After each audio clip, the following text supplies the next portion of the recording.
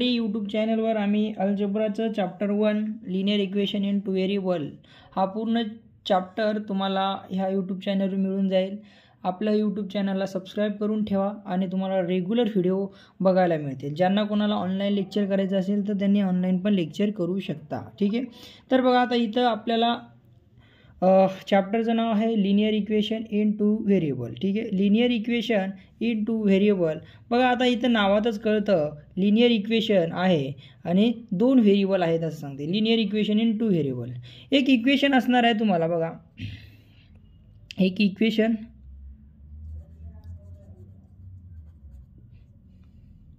एका इक्वेशनमध्ये काय असतील तुम्हाला दोन व्हेरिएबल असतील। काय असतील? दोन व्हेरिएबल। मग आता व्हेरिएबल कुठले पण असू शकतात व्हेरिएबल, एक्स असेल, वाय असेल, एक्स असेल, वाय असेल, पी असेल, क्यू असेल, एम असेल, एन असेल। तुमचे जेवढे लेटर आहेत तेवढ्या लेटरपैकी एक तुमचा हे दोन व्हेरिएबल असणार आहे, त्यापैकी दोन तुमचे व्हेरिएबल असणार आहे। ते काही असो, ए असो, बी असो, सी असो, डी असो। म्हणजे या एका इक्वेशनमध्ये बघा, इक्वेशनमध्ये दोन व्हेरिएबल असणार आहेत, कळालं का? दोन व्हेरिएबल असणार आहेत आणि त्या इक्वेशनमध्ये त्या इक्वेशनमध्ये व्हेरिएबलची डिग्री काय असली पाहिजे? डिग्री किती असली पाहिजे आपली? डिग्री किती असली पाहिजे आपली? डिग्री असली पाहिजे 1। किती असली पाहिजे? डिग्री आपली 1 असली पाहिजे। ठीक आहे, डिग्री किती असली पाहिजे? 1 असली पाहिजे। मग आता जनरल फॉर्म कसा असतो बघा, सिंपल जनरल फॉर्म आहे बघा, लिनियर इक्वेशन इन टू व्हेरिएबलचं जनरल फॉर्म बघा, जनरल फॉर्म कसं असणार आहे आपलं बघा, ax plus B Y plus C equal to 0। ठीक आहे, आता हे झाले तुमचे काय झाला, हा झाला आणि हा काय झाला, व्हेरिएबल झाले। हे झाले तुमचे व्हेरिएबल, याला मराठीमध्ये आपण काय म्हणतो? चल। ठीक आहे, याला काय म्हणतो आपण? चल। हे झाले व्हेरिएबल। हा काय झाला, या एक्सचा कोइफिशिएंट झाला, हा कोइफिशिएंट आहे बरोबर, काय आहे? कोइफिशिएंट। ठीक आहे, हा पण कोइफिशिएंट आहे। ठीक आहे, या वायचा कोइफिशिएंट आहे। आता हा काय आहे? सी म्हणजे हा आपला कॉन्स्टंट असतो, ती काही संख्या असू शकते। आता कोइफिशिएंट हा सोबतची काय असणार आहे, तुम्हाला एक संख्या दिलेली असते बघा। एक्झाम्पल घ्या, म्हणजे कसं बघा, आता 5x plus 4y plus 6 equal to 0। बघा आता तुम्हाला इथं कळालं, हे बघा हा एक व्हेरिएबल आहे आणि हा एक, दोन व्हेरिएबल आहेत बरोबर, आणि हा कॉन्स्टंट टर्म म्हणजे सी हा कॉन्स्टंट टर्म आहे बरोबर। म्हणजे या व्हेरिएबल संख्या एक संख्या येते, त्याला आपण म्हणतो कोइफिशिएंट बरोबर। ही संख्या येणार आहे, एक संख्या तुम्हाला दिसणार आहे, त्याला आपण काय म्हणतो? कोइफिशिएंट म्हणतो। ठीक आहे, मग आता हे equation linear equation in two variable आहे का नाही? इक्वेशन आहे। का आहे बघा, this is a linear equation in two variable. काय? देअरफॉर दिस इज अ काय आपलं linear equation in two variable आहे। का बाबा? की इथं कोइफिशिएंट बघा, इथं लिनियर बघा, इथं काय आहे तुमच्याकडं? इथं व्हेरिएबल दोन आहेत बघा, इथं एक्स आणि हा वाय बरोबर, दोन व्हेरिएबल आहेत बरोबर। आणि याचा डिग्री आपल्याला याच्या वरती काय नाही, म्हणजे काय असतो? 1 डिग्री असतो, त्याच्यावरती काय असतो? याच्या डिग्री काय असतो? 1 असतो। चला कळालं इथं। पण आता बघा तुम्हाला ओळखायचं आहे बघा, linear equation in two variable आहे का नाही, कसं ओळखायचं लक्षात घ्या। आता बघा, हा 4m एक्झाम्पल नंबर 1 घ्यायच्यात, 4m plus 3n is equal to 12। आता हे जनरल, आता हे linear equation in two variable आहे का? हा जनरल फॉर्ममध्ये आहे का?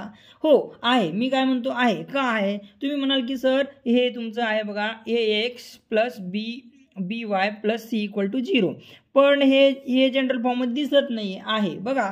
याला आपण तुम्ही बघा, ह्या इक्वेशनला जर तुम्ही असं लिहिलात ax plus B Y equal to, हा सी तिकडे गेला म्हणजे मायनस सी झाला, नाही चालेल, असं आपल्याला करता येतं बरोबर, आपल्याला असं करता येतं। मग आता काय करणार तुम्ही? मग आता हे तुमचं linear equation in two variable आहे का? आहे बरोबर, कळालं। आता बघा, आता इथं बघा दोन व्हेरिएबल आहेत बरोबर, म्हणजे दोन व्हेरिएबल पाहिजे त्या इक्वेशनमध्ये बरोबर। आता त्याच्यानंतर इथं डिग्री काय आपला? डिग्री काय आपला 1 आहे बरोबर, डिग्री पण 1 आहे बरोबर। इथे याचं काय नाही, म्हणजे वरती पॉवर काय असतो? 1 बरोबर, याचं काय असतो? पॉवर 1। मग कळालं सगळ्यांना? बघा आता दुसरं example, 3x³ minus 7y is equal to 13. आता हे linear equation in two variable आहे का नाही? हे लिनियर इक्वेशन आहे का? Linear equation in two variable आहे का नाही? चला तुम्ही म्हणाल हो सर आहे. का म्हणणार? इथं एक्स व्हेरिएबल आहे, इथं वाय, दोन व्हेरिएबल आहेत सर, आणि कॉन्स्टंट टर्म हे पण आहे. मग हे आपलं linear equation in two variable आहे. बघा हे नाही. कारण का नाही? बघा याच्या डोक्यावर इथे 3 दिसतं, म्हणजे इथे डिग्री काय तुमचा 3 आहे. आपल्याला डिग्री हवा आहे एकच, म्हणून हे linear equation in two variable नाही आहे. ठीक आहे, कळालं? सिंपल आणि सिंपल साध्या भाषेत. ठीक आहे, कळालं? आता बघा अजून तिसरं एक्झाम्पल घेऊया. चला तुम्हाला अजून समजेल व्यवस्थित. चला √2x minus 5y √5y equal to 16. आता हे linear equation in two variable काय? नाही म्हणता का? अरे इथं हे रूटमध्ये आहे, काही फरक पडत नाही. रूटची एक कोइफिशियंट आहे, या कोइफिशियंटला याचा डिग्री तुम्हाला 1 पाहिजे आणि याचा 1 डिग्री आहे दोघाचा, मग हे पण linear equation in two variable आहे. कळालं? त्याच्यानंतर पुढचं बघा. आता तुम्हाला ह्याच्यामध्ये सोडवलेले एक्झाम्पल भरपूर दिलेले आहेत. बघा सायमल्टेनियस इक्वेशन म्हणजे आपण एकाखाली एक घेऊन आपण काय करतो, ते 2 इक्वेशन दिलेले असतात. त्या इक्वेशनच्या आपल्याला एक्स आणि वाय ही व्हॅल्यू काढायची असतं. बघा इथे लिहितो सायमल्टेनियस इक्वेशन.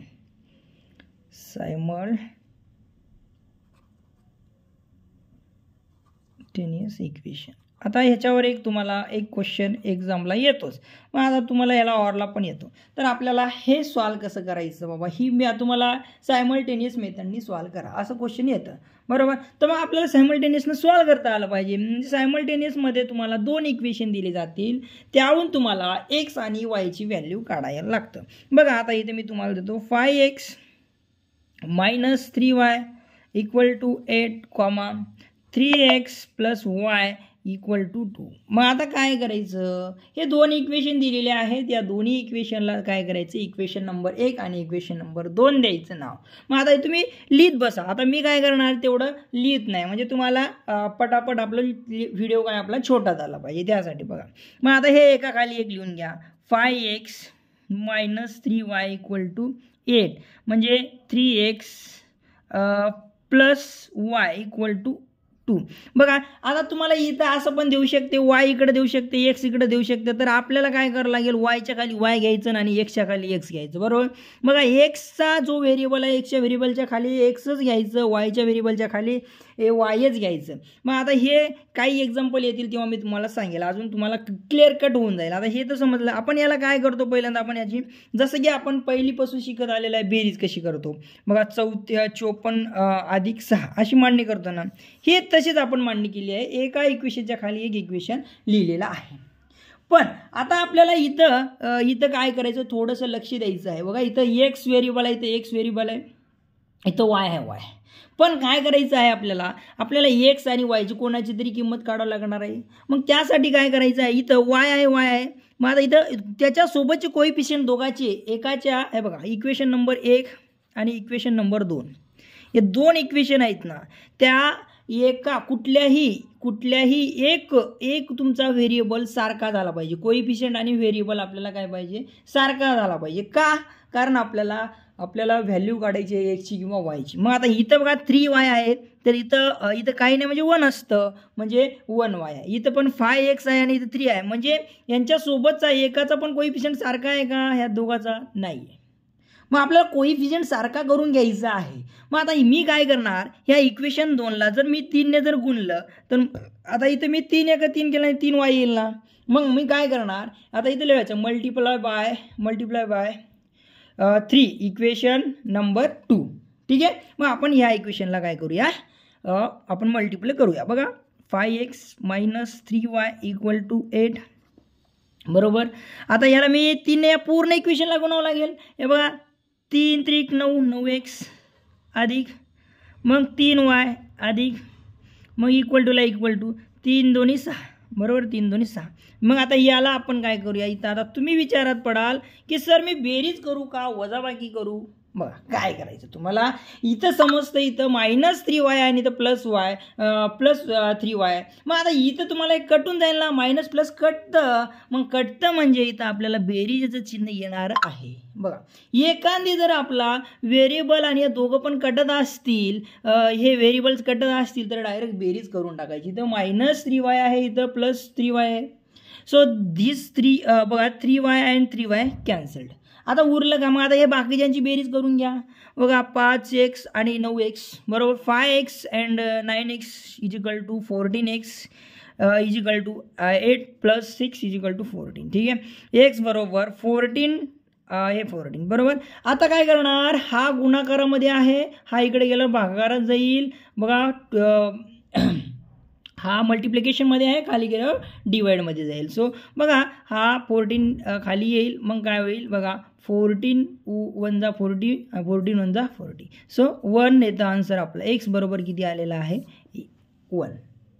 मग आता आपल्याला एक्सची व्हॅल्यू मिळालेली आहे. मग आता वायची व्हॅल्यू काढायची आहे, तर तुम्ही इक्वेशन नंबर 1 इक्वेशन नंबर 2 हे नवीन मिळालेलं होतं, इक्वेशन नंबर 3 या तिघापैकी कुठल्याही इक्वेशनमध्ये ठेवा, तुमची व्हॅल्यू वाय मिळून जाईल. आपण काय करूया, आपण लिहूया X put X equal to 1 in equation